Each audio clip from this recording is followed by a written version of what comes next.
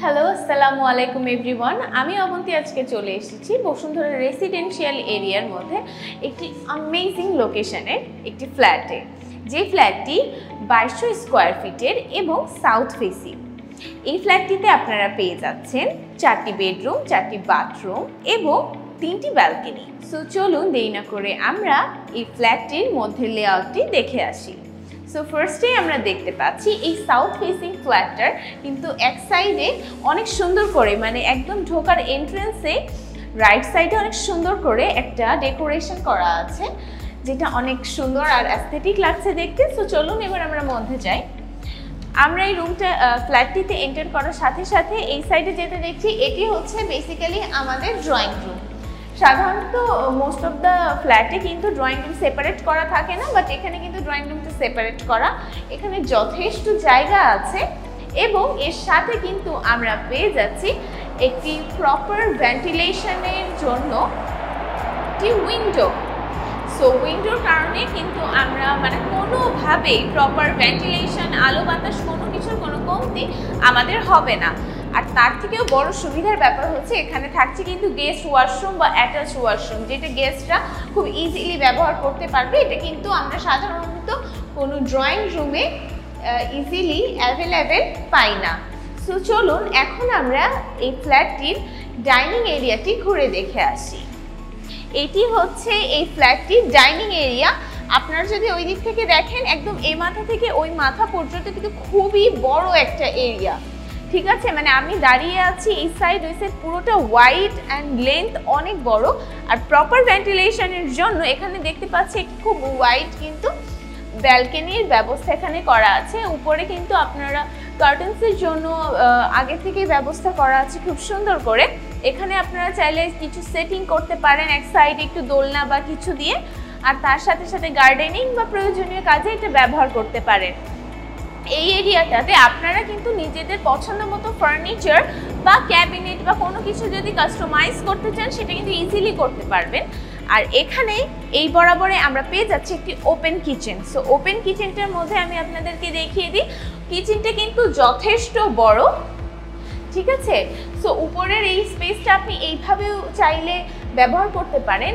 এর পাশাপাশি আপনি কিন্তু চাইলে এখানে উপরে ক্যাবিনেট ব্যবস্থা করে নিতে পারেন বা নিচে ক্যাবিনেট মেক করে নিতে পারেন। আর এখানে আমরা পেয়ে যাচ্ছি সিঙ্ক আর পর্যাপ্ত ভেন্টিলেশনের জন্য, যেটি অত্যন্ত গুরুত্বপূর্ণ। কিচেনে আমাদের ফুড তৈরি হয়, আমাদের হেলথ ডিপেন্ড করে। তো এখানে আমরা পেয়ে যাচ্ছি ভেন্টিলেশন।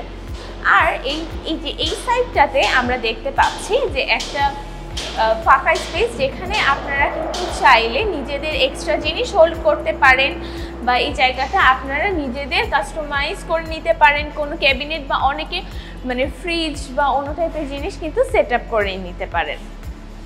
এই পর্যায়ে আমরা চলে যাব এই ফ্ল্যাটটির 4th বেডরুমের দিকে।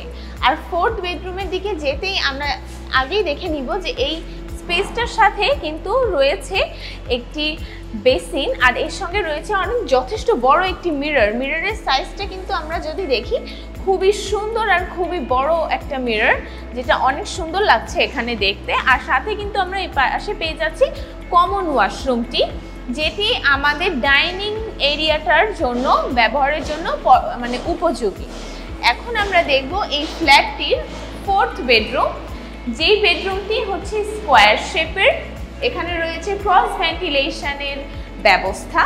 এই ক্রস ভেন্টিলেশনের জন্য কিন্তু কোনোভাবেই আমরা কোনো আলো বাতাসের কমতি পাচ্ছি না।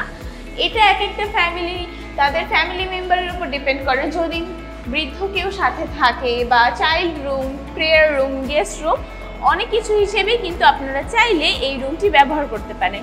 এরকমই দেখতে আরেকটি রুম হচ্ছে এখানে আমরা পেয়ে যাচ্ছি।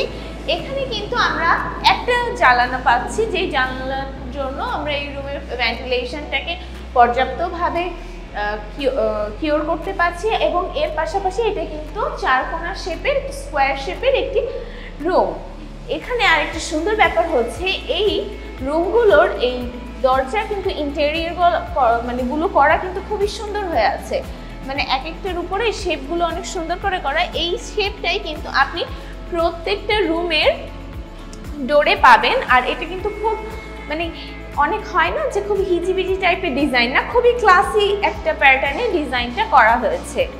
এখন আমরা দেখব এই ফ্ল্যাটটির সেমি মাস্টার বেডরুমটি, যেটি একদমই আমাদের ডাইনিং এরিয়া লাস্টের দিকে ডান সাইডে শুরু হচ্ছে। মোস্ট অফ দ্য হোটেল রুমে যেরকম হয়ে থাকে যে ঢোকার সাথে সাথে আমরা একটা স্পেসে ফার্স্টে ওয়াশরুম পেয়ে যাই। সো এর মধ্যে ওয়াশরুমের সেটিংসগুলো খুব অ্যাস্থেটিক টাইপের, একদম বেসিক কালার ব্যবহার করে এটারই সেট আপ করা হয়েছে। এখানে আমরা পেয়ে যাচ্ছি একটি মানে ভেন্টিলেশনের জন্য একটি উইন্ডো, এবং এই সাইডে কিন্তু আমরা পেয়ে যাচ্ছি একটি ব্যালকনি, যেখানে আপনারা নিজেদের মতো সময় স্পেন্ড করতে পারেন, গার্ডেনিং করতে পারেন, বা নিজের হবি, ছোট ছোট হবি বা ছোট ছোট বাচ্চারা বাসায় থাকলে তারাও কিন্তু ওখানে খেলাধুলা করতে পারে।